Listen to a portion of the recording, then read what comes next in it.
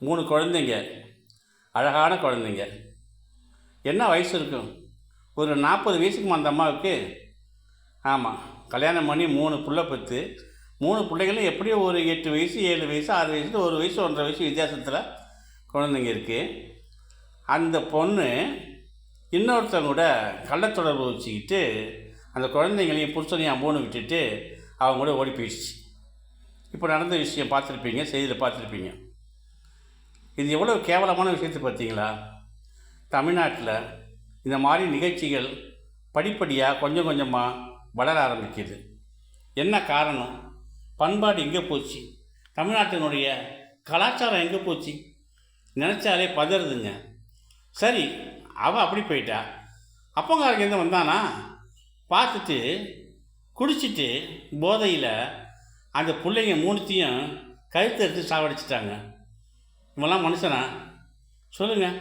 பெற்று வளர்த்து கொஞ்சி கொலாவி வளர்த்த பிள்ளைங்கள பொண்டாட்டி செஞ்ச தப்புக்கு பிள்ளைங்களுக்கு தண்டனை கொடுக்குறேன்னு கழுத்து எடுத்து சாவடிக்கிறானே, இவெல்லாம் எந்த இனத்தில் சேர்க்கறது? சொல்லுங்கள். பாம்பு கூட, ஒரு புலி கூட அப்படி செய்யாதுங்க. ஒரு மனுஷன் ஈவு இறக்கம் இல்லாமல் இப்படி அயோக்கியத்தனமான வேலையை செஞ்சுருக்கான். அவள் புருஷன் அவன் பொண்டாட்டி என்னடானா குடும்பத்தினுடைய கௌரவத்தையோ புருஷனுடைய கௌரவத்தையோ பிள்ளைகளுடைய எதிர்காலத்தையோ கவனிக்காமல் காமம் ஒன்றையே பெருசாக நினச்சிக்கிட்டு கண்ட பழி போகிறான். இது எதிர்காலத்தில் அவளுக்கு நிம்மதியான வாழ்வு இருக்காது, இவனுக்கு நிம்மதியான வாழ்வு இருக்காது. அநியாயமாக அந்த பிள்ளைங்க செத்து போனது தான் இங்கே மிச்சமாக போச்சு. உலகத்தில் எங்கே பார்த்தாலும் இப்போ உள்ள சூழ்நிலை குழந்தைகள் கருத்தரிப்பு மையம் உருவாகிருக்கு. ஏன் தெரியுமா? யாருக்குமே ரொம்ப பேருக்கு குழந்தை இல்லாத குறையாக ரொம்ப கஷ்டப்படுறாங்க. கல்யாணம் பண்ணி 5 வருஷம் 10 வருஷம்லாம் குழந்தை இல்லாமல் கஷ்டப்படுறாங்க. லட்சக்கணக்கில் செலவு பண்ணி ஃபெயிலியர் ஆகிடுது. இந்த சூழ்நிலையில் 3 லட்டு மாதிரி குழந்தைங்க பார்க்கவே அவ்வளோ ஆசையாக இருந்துச்சு. அந்த குழந்தைங்களுக்குள்ளே எப்படி அவனுக்கு மனசு வந்துச்சுன்னே தெரியல. அவளுக்கும் குழந்தைங்க மேலே அக்கறை இல்லை, அவளுக்கு காம உணர்ச்சி முக்கியமாக போயிடுச்சு. இவன் என்னன்னா குடி போதை. இவன் என்ன நினச்சிக்கிட்டான், இந்த பொம்பளை பிள்ளைங்க 2 இருக்குது, ஆம்பளை பிள்ளை இருக்குது, இதுங்க அவமானப்பட்டு வளரும், எதிர்காலத்தில் அவங்க அம்மா செஞ்ச காரியத்தை வச்சு அந்த பிள்ளைகளுக்கு அசிங்கமாக ஆகிடும், எதிர்காலத்தில் அவங்களோட வாழ்க்கை பாதிக்கும், இதுங்களாம் வாழ்ந்து என்ன பிரயோஜனம், அவளே போயிட்டா இது எதுக்குன்னு சொல்லிட்டு கருத்து எடுத்துட்டான். இந்த சமுதாயத்தில் எவ்வளோ கீழ்த்தரமாக மனிதன் மாறிட்டு வரான் பார்த்தீங்களா?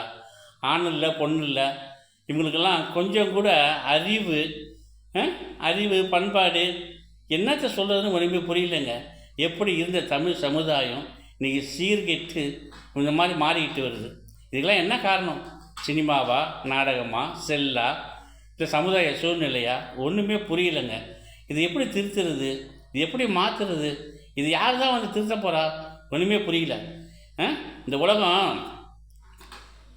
யாருமே அழிக்க வேண்டியதில்லை, மனுஷன் தானாகவே அழிச்சிடுவான் போல இருக்கு போகிற போக்க பார்த்தா. ஆமாங்க. இப்போது இந்த 3 பிள்ளைங்களையும் கொலை செஞ்சானே, அந்த கொலைக்கு அவன் மட்டும் காரணமாக நம்ம எடுத்துக்க கூடாது, 3 பேரையுமே காரணமாக்கணும். இந்த கொலைக்கு காரணமான 3 பேரையுமே காரணத்தை வாக்கி 3 பேருக்குமே தண்டனை கொடுத்து கடுமையான தண்டனையாக இருக்கணும். அந்த மாதிரியான கடுமையான சட்டங்கள் இங்கே வந்தால் தான் கலாச்சாரங்கள் பாதுகாக்கப்படும். ஒவ்வொரு தவறுக்கும் கடுமையான தண்டனையை நாம் உருவாக்கணும். இதுக்கு அரசு தான் முடிவு பண்ணணும். இதுக்கு என்ன சொல்கிறது தெரியல. நெஞ்செல்லாம் படபடன்னு போச்சு இந்த குழந்தைங்களை பார்க்கும் பொழுது. எத்தனை பேர் பிள்ளை இல்லாமல் இருக்காங்க. ஆளுக்கு ஒரு குழந்தை கூட வளர்த்துருப்பாங்க, இல்லை சிறுவழியில் பையத்தில் கொண்டு விட்டுருக்கலாம், அவங்க அழகாக வளர்த்துருப்பாங்க. இந்த பையன் இந்த மாதிரி பண்ணிவிட்டு அவன் ஜெயிலுக்கு போயிட்டான். எவ்வளோ கேவலமான சூழ்நிலை பார்த்தீங்களா?